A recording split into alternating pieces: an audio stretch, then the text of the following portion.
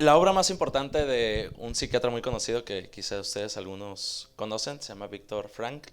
Am, Se titula El hombre en busca del sentido. Y justamente la obra de este psiquiatra trata de responder o de revelar si la vida humana es digna de ser vivida.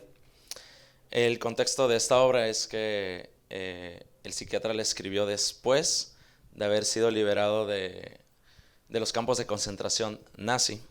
En- entonces todos los argumentos, toda la tesis central de este libro parten de dichas experiencias vividas por el psiquiatra en un campo de concentración. Hemos de imaginar todos los horrores que ha de haber experimentado esta persona. Y uno de los temas que toca en su libro o en su obra es justamente el tema de la libertad. Se cuestiona si la libertad está condicionada, si la libertad tiene límites o si existe alguna libertad externa, interna, etcétera. Y él llega a una conclusión en torno a la libertad y él dice de la siguiente manera: al ser humano se le puede arrebatar todo, salvo una cosa, la libertad humana, que es la libre elección de la acción personal ante las circunstancias para elegir el propio camino. Víctor Frank estaba de acuerdo en que la libertad interior del ser humano jamás podrá ser arrebatada, aun cuando a la persona no le queda otra cosa más que ello, la libertad interior. Bueno, siguiendo esta línea en torno al concepto de la libertad, les invito a que recordemos un poquito las últimas predicaciones que nos ha venido dirigiendo aquí Rafael en torno a esta narrativa de Pablo hacia los Gálatas. Sabemos que, o si recordamos poquito, sabemos que Pablo se le había informado que había una especie de rumor, algunos judaizantes en Galacia que al parecer estaban desviando o estaban tergiversando el Evangelio de Cristo, produciendo que los Gálatas desviaran sus ojos del Evangelio de Cristo a otros supuestos evangelios. Ya escuchamos que no es que existan otros evangelios, sino solamente uno, y es el Evangelio de Cristo. Más bien si existen otras cosmovisiones u otras formas de interpretar la vida, ¿verdad? Pero evangelio solamente existe uno, y es el de Cristo. Um, Parece ser que estos gálatas estaban siendo influenciados por estos rumores de estos judaizantes y estaban quitándole mérito a la labor misionera de Pablo. Estas personas, una vez más, los judaizantes, son judíos cristianos, pero que no quieren abandonar la tradición judía, ¿verdad? Todas las prácticas que venían llevando a cabo a lo largo de los años. Entonces, en estos próximos versículos que ya nos leyó Rafael, ahorita vamos a continuar por grupos. Pablo les narra a los gálatas que después de su visita a Jerusalén, que ya se nos había predicado de ello, Dios le revela que tiene que volver a Jerusalén para atender este problema de los judaizantes, que también están mal influenciando, por así decirlo, a los judíos en Jerusalén, y es lo mismo que está ocurriendo en Galacia. Entonces, pues Pablo quiere darles a explicar esa experiencia que ya él vivió para ver si puede solucionar el problema de los Gálatas. Bueno, entonces he titulado a esta predicación El problema de la libertad y ahorita vamos a entrar de lleno con ello.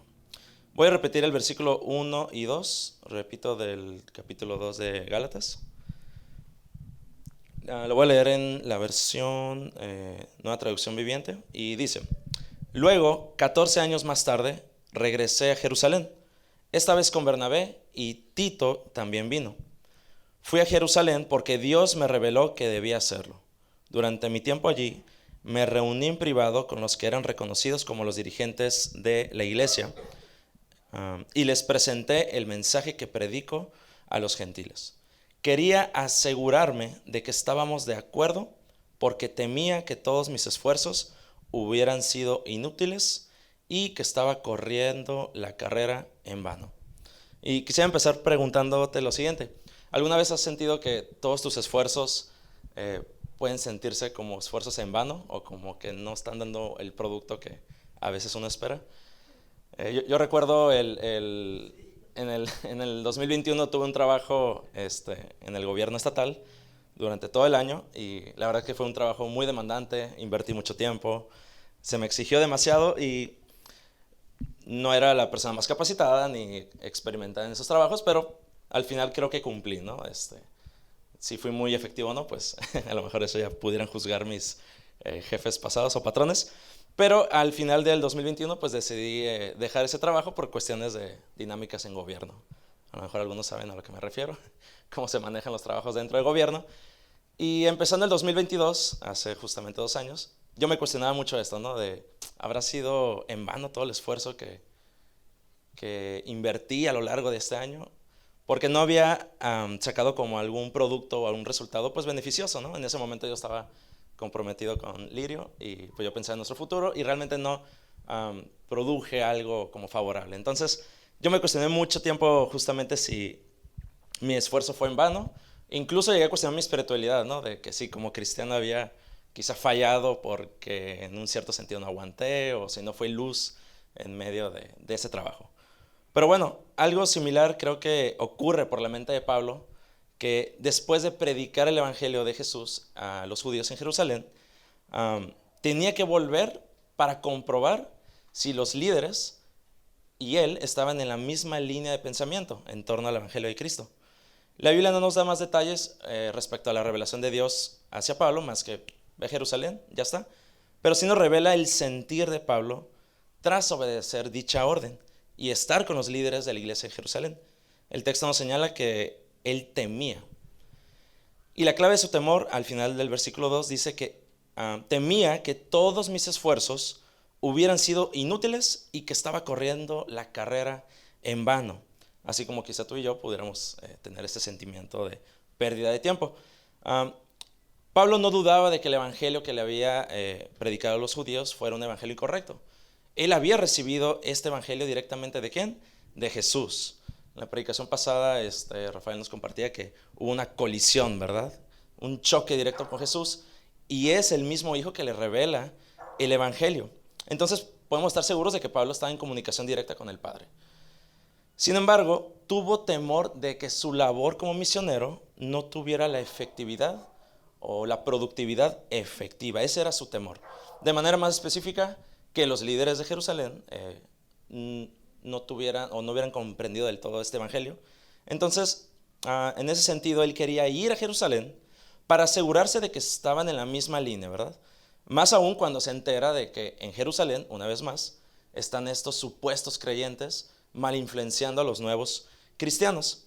Yo me imagino, no sé, de manera muy general, a lo mejor aquí peco de imaginarme, pero me imagino a Pablo un tanto inquieto en si los judíos habían comprendido el evangelio, porque pues Pablo como judío, él conocía a dicho pueblo, no era un pueblo desconocido. Me imagino que Pablo predicó de la mejor forma posible, de la manera más clara, a un pueblo de donde él mismo salió, que él mismo conocía. Entonces, de alguna manera, pues no había más que agregar a lo que él les había predicado a los judíos. Continuamos en el versículo, vamos a leer del 3 al 6. Dice: sin embargo, ellos, es decir, los líderes judíos, me respaldaron y ni siquiera exigieron que mi compañero se circuncidara a pesar de ser griego. Incluso esa cuestión surgió solo a causa de unos supuestos creyentes, en realidad falsos, que se habían infiltrado entre nosotros. Se metieron en secreto para espiarnos y privarnos de la libertad que tenemos en Cristo Jesús, pues querían esclavizarnos y obligarnos a seguir los reglamentos judíos. Pero no nos doblegamos ante ellos ni por un solo instante. Queríamos preservar la verdad del mensaje del evangelio para ustedes. Los líderes de la iglesia no tenían nada que agregar a lo que yo predicaba.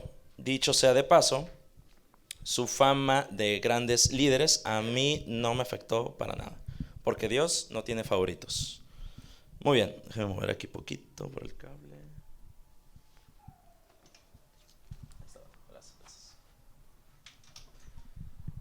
Muy bien. Para descanso de Pablo, este versículo nos afirma que él había comprobado que los líderes de Jerusalén y él estaban en armonía en torno al evangelio de Cristo y que además lo estaban practicando. ¿Cómo podemos saber que lo estaban practicando? Desde el primer versículo dice que los líderes judíos no le exigieron a su compañero Tito, que era griego, es decir, era extranjero, no le exigieron a que se circuncidara. Recordemos que en En la ley judía, la circuncisión era parte de la ley de los judíos, y era una marca para distinguirlos del mundo entero. Era una de tantas marcas. Por lo tanto, es importante resaltar que los líderes de Jerusalén, personas que tenían conocimiento de la ley judía y la conocían al derecho al revés, pues no obligaron a Tito a que se circuncidara. ¿Por qué creen que no le exigieron esto a Tito? Porque habían comprendido que el evangelio de Cristo era suficiente creer en los hechos de Cristo aquí en la tierra para ser salvo y ser adoptados como sus hijos.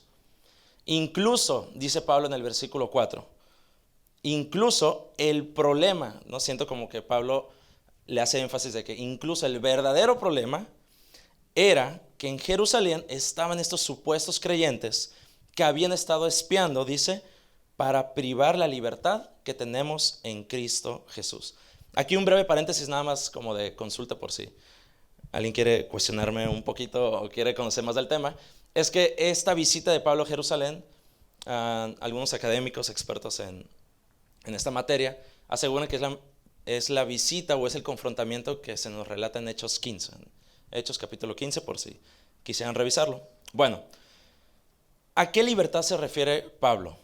Creo que fácilmente el tema de la libertad puede ser, es un tema que creo que ha salido a la luz más en estos años y que podríamos malinterpretarlo si no tenemos claro algunos puntos. Yo quisiera preguntarles, ¿la libertad creen que tiene límites? ¿O realmente el ser libres, será que podemos hacer lo que queramos? Si pensamos si pensamos en el autor que les comentaba hace rato, en Viktor Frankl, y quizás los otros prisioneros de los campos de concentración, ¿realmente eran personas libres o estaban siendo privadas de su libertad? Creo que tú y yo como ciudadanos mexicanos somos libres como ciudadanos bajo el marco de la Constitución mexicana. De manera más específica, como ciudadanos aquí en Baja California también tenemos leyes en nuestro estado que pueden diferir un poquito a diferencia de otros estados de la República, pero en general, si aquí en Baja California o en el centro sur yo me paso un alto o un semáforo, o aquí en China, como dicen, si yo me paso algún alto en algún semáforo, hay una consecuencia negativa, hay alguna sanción económica. Entonces, en un sentido general, podemos decir con seguridad que la libertad efectivamente tiene límites y creo que eso es sano y necesario. En ese sentido, la libertad nos hace libres de alguna cuestión negativa o de alguna condición, de alguna situación. Incluso nos da la capacidad de elegir entre un sí y un no, ¿verdad? Entre acceder o no acceder. En el caso del Evangelio de Cristo, ¿de qué nos hará libres? Creo que todos podemos estar de acuerdo en que el Evangelio de Cristo nos hace libres de la maldición del pecado, nos hace libres de estar lejos de Dios, de no tener comunicación con Él. Pero lo que Pablo quiere rescatar en estos versículos, en confrontación con esos supuestos creyentes, era que nos hace libres el Evangelio de Cristo de la ley judía como método de salvación. Eso es clave. Nos hace libres de la ley judía como método de salvación. ¿Para qué? Dice Pablo, para no vivir esclavizados y obligados a tener que cumplir con cada uno de sus reglamentos. La libertad que tenemos en Cristo entonces nos libra de dicha ley para ser salvos. Ahora, creo que es importante aclarar que la ley de Dios, la ley judía, recordemos que pues Dios le revela a Moisés, ¿verdad? Directamente la ley del pueblo de Israel para distinguirlo una vez más de todo el mundo, hacerlo santo, ¿no? Hacerlo apartado del mundo. Hay que aclarar que la ley judía no es mala en sí misma. ¿Por qué? Porque viene de Dios. Es buena, es santa, no es mala. Todos estamos de acuerdo con ello, pero cumplir con la ley judía no nos hace salvos. Esa es la gran diferencia. No quisiera aventar toda la carne al asador porque creo que una predicación no va a ser suficiente y seguramente hará falta estudios bíblicos y más predicaciones en torno a este tema. Pero sí creo que es importante tener en cuenta que la ley judía se divide en dos partes. Y es, por un lado, la ley ceremonial y la ley moral. Y estas ambas partes conforman a la ley judía.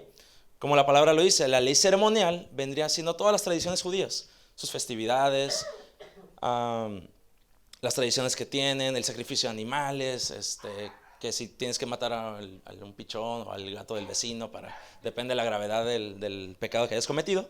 Esa es la ley ceremonial, ¿verdad? Y la ley moral, pues vendrían siendo los 10 mandamientos que todos conocemos, ¿no? No matarás, no robarás, no adulterarás, honra a tu padre y tu madre, etc. Podríamos decir en un sentido que incluso es una ley universal. Pero bueno, ese es tema para otro asunto. A partir de esto, quisiera compartir contigo algunas implicaciones que tiene el tener conocimiento de que cumplir con todo eso no nos hace salvo. ¿Para qué? Para preservar la verdad del Evangelio, como dice Pablo en el versículo 5. Para preservar la verdad del Evangelio. La primera implicación que tiene tener en cuenta esto es que vivir bajo la libertad de Cristo nos hace libres de manera cultural. ¿Por qué?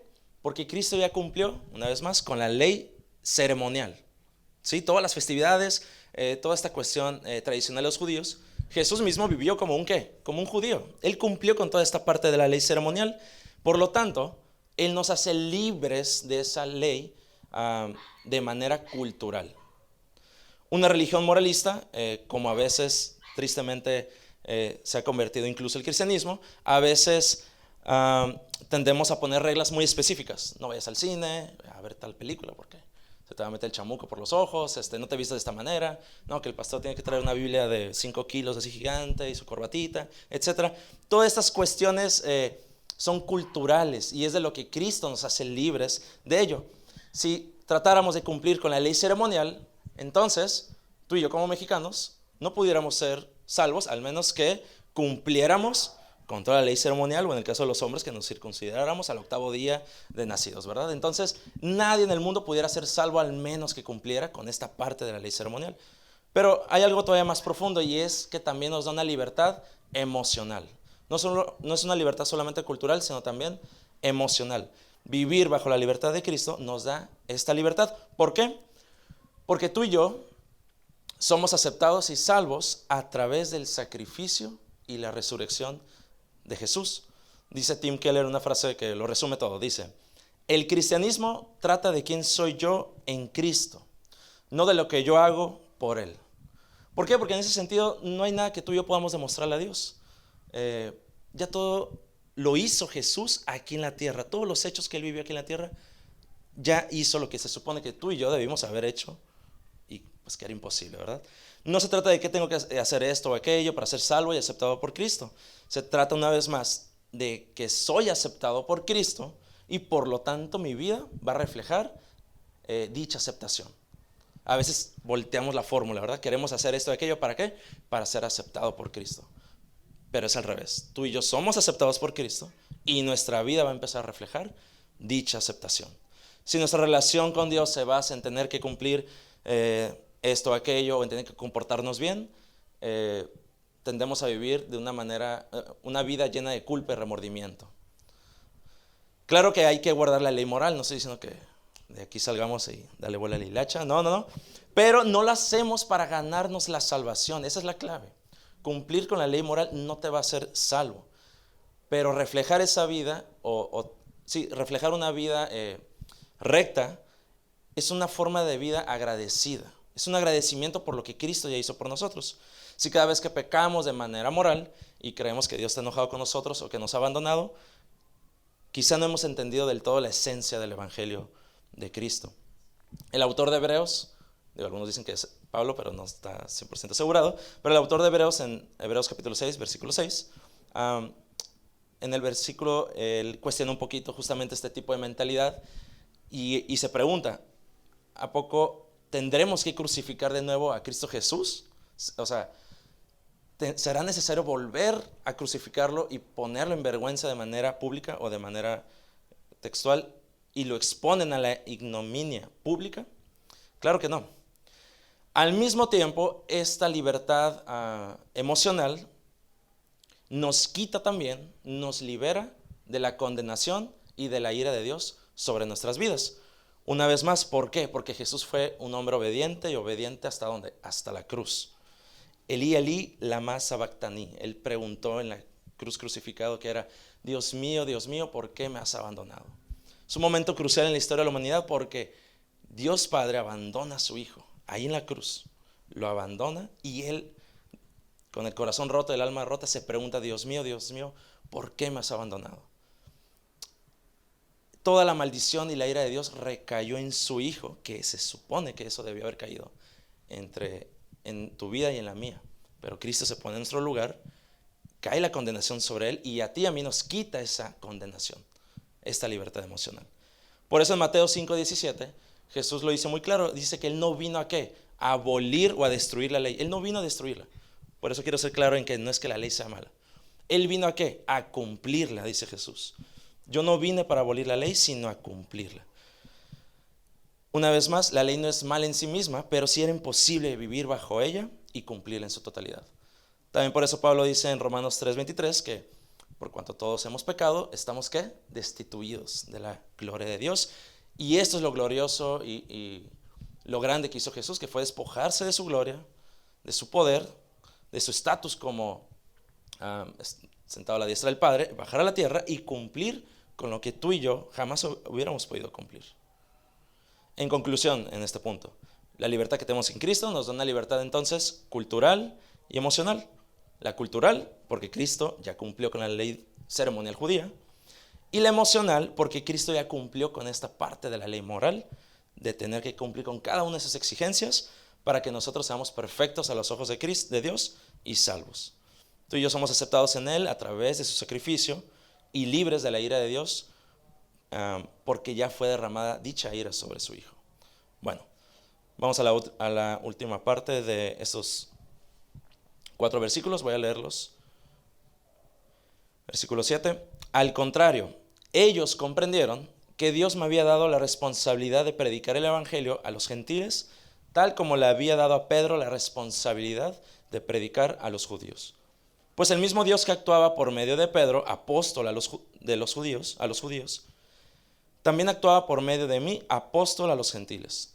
De hecho, Santiago, Pedro y Juan, quienes eran considerados pilares de la iglesia, reconocieron el don que Dios me había dado y nos aceptaron a Bernabé y a mí como sus colegas. Nos animaron a seguir predicando a los gentiles mientras ellos continuaban su tarea con los judíos. Otras traducciones dice que en esta parte los pilares de la iglesia le dieron la mano a Pedro y a sus compañeros como una forma de aceptación. Y el último versículo dice, la única sugerencia que hicieron fue que siguiéramos ayudando a los pobres, algo que yo siempre tengo deseos de hacer. Qué lindo que no se olviden de los pobres, ¿verdad? Este sector marginado, y los apóstoles nunca se olvidan de este sector.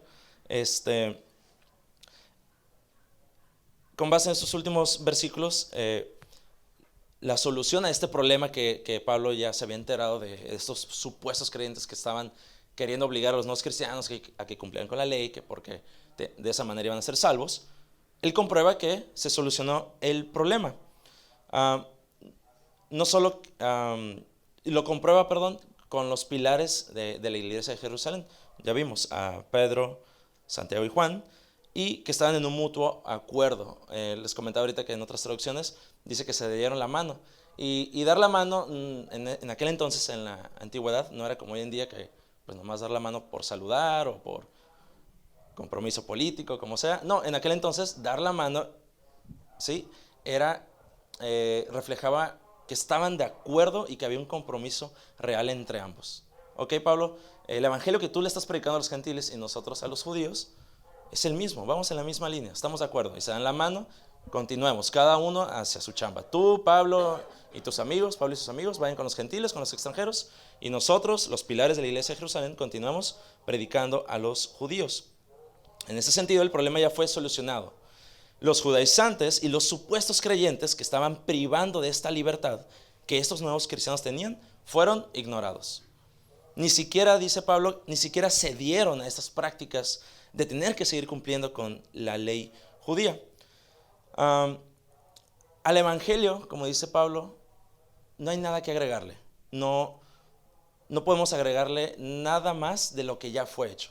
No es como que Citadela, por ejemplo, venimos a dar una nueva propuesta religiosa o eclesiológica. No, realmente, simplemente queremos, híjole, me iba a ver muy hereje aquí porque no tengo mi Biblia física, ¿verdad? Iba a ser predicar la Biblia, bueno, aquí está la Biblia. Simplemente es predicar lo que Cristo ya hizo aquí en la tierra. No hay nada que podamos agregarle, ni mucho menos quitarle. Entonces, ya para cerrar, quisiera dejarte algunas preguntas a lo mejor que pudiéramos reflexionar en torno a ello. Y es que te preguntaras de manera introspectiva qué hábitos o qué actitudes nos están quitando esa libertad que tú y yo tenemos en Cristo. Incluso qué personas o qué voces estamos permitiendo que entren a nuestros oídos y las hagamos parte de nuestro estilo de vida, y que están produciendo una vida que esclavizada, llena de culpa, llena de remordimiento, sin entender que ya todo fue pagado por Cristo Jesús. ¿Qué será aquello entonces que nos esclaviza a tener que comportarnos de dicha manera? Creo que los peligros de no tener una clara visión de esta libertad que tú y yo tenemos en Cristo Jesús,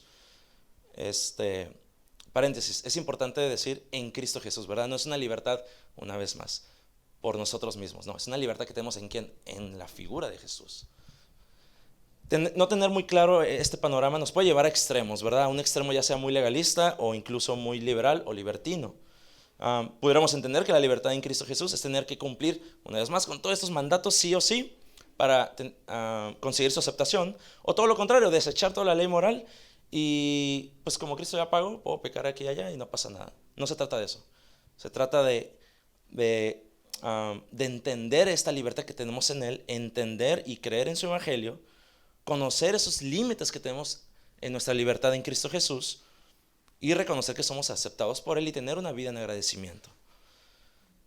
Hay un ejemplo muy gráfico que se me quedó muy claro y lo he compartido con algunos de ustedes, y es que esto lo escuché en una predicación. El pastor decía que conoció a un banquero, tiene un nombre, estas personas que se especializan en distinguir los billetes falsos de los verdaderos, no recuerdo el nombre de esa especialidad, pero que al platicar este pastor con dicha persona, especialista en billetes, él le preguntaba al pastor, ¿cómo es que tú puedes reconocer entre un billete falso y uno verdadero? Y él le decía que estudiaba sobre los billetes falsos el billete verdadero. Estudiaba el billete verdadero más que otra cosa. Y el pastor creía que era al revés, ¿no? Que primero, no, pues supongo que esta persona debe conocer muy bien los billetes falsos, pues para distinguir al verdadero. Y el banquero le decía, no, es al revés. Tengo que conocer muy bien el billete verdadero, porque si se introduce algún billete falso por ahí, brinca en el momento. Y sé que es falso, lo desecho y me quedo con el verdadero.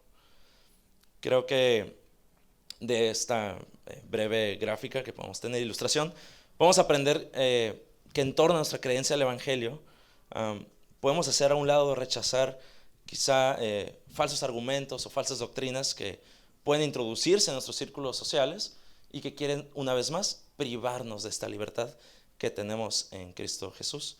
Te invito a que reflexionemos un tanto en ello a lo largo de la semana, y si hay alguna de estas actitudes o hábitos que quizá no va en la línea del Evangelio de Cristo, pues que lo traigamos a los pies de la cruz, lo entreguemos y pidamos por sabiduría para comprender cada vez más de su Evangelio.